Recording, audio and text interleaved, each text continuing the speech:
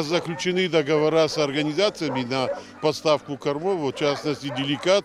Мы берем у них обрезки, кости, крупу, гречку, рис, свекла, морковь, овощи. Это для того, чтобы витаминизировать их питание.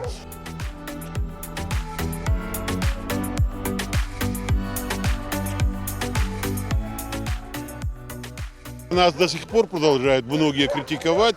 Даже не побывав здесь в питомнике, мы их приглашали, многих, но, к сожалению, те, кто критикуют, они сюда не идут. До сих пор вот жалобы, что мы здесь собак морим голодом, что не лечим и так далее, но это все не так. Мы готовы к сотрудничеству, пусть приходят, мы им все покажем. Кто хочет с нами работать, помогать, мы сами будем им тоже помогать. То есть обоюдное сотрудничество даст положительный результат. А критика, из-под тишка, она никогда ничего не дает.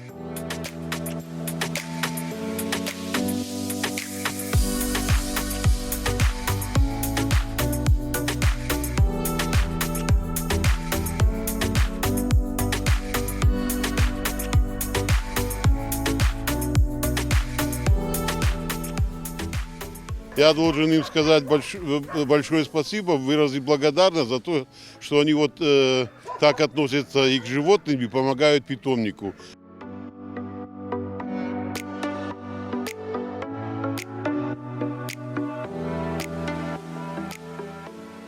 Сейчас, допустим, вот в эти аномальные морозы нам очень нужны бывают одеяла теплые, пледы, ковры. Мы их разрезаем, стараемся утеплять будки, потому что будки не утеплены.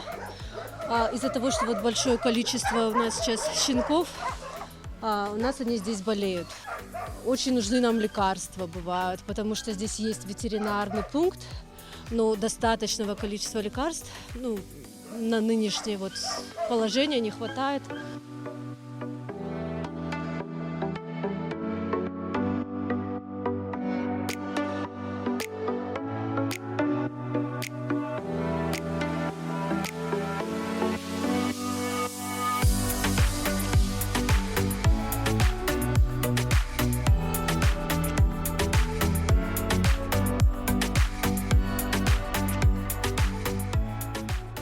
В основном все собаки в приюте женского пола.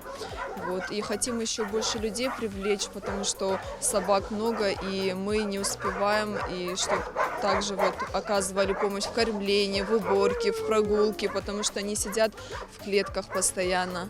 Будем просить руководство и администрацию для того, чтобы сделали доступным проезд, чтобы какая-нибудь конечная маршрутки была неподалеку, чтобы люди в свободном доступе могли приезжать, потому что нам очень тяжело добираться сюда. Не у всех машины есть и возможность на ежедневное такси.